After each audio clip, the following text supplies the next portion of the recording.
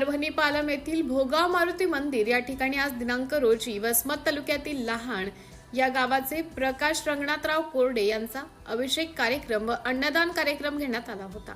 यावेळी मारुतीरायाचा अभिषेक करताना वसमत विधानसभेचे लोकप्रिय आमदार राजूभैया नवघरे व प्रकाश रंगनाथराव कोरडे, त्यावेळी उपस्थित बाळूमामा ढोरे, मनोज भालेराव, ज्ञानेश्वर बेंडे, ज्ञानेश्वर नवघरे, मंगेश बांगर, संदीप कोरडे, गणेश कोरडे, भोपाळ कोरडे, हरिभक्त पारायण, भगवान महाराज लहानकर, मारुती शंकर कोरडे, शिवाजी कोरडे व समस्त गावकरी मंडळी, महिला भगिनी मोठ्या संख्येने उपस्थित होते।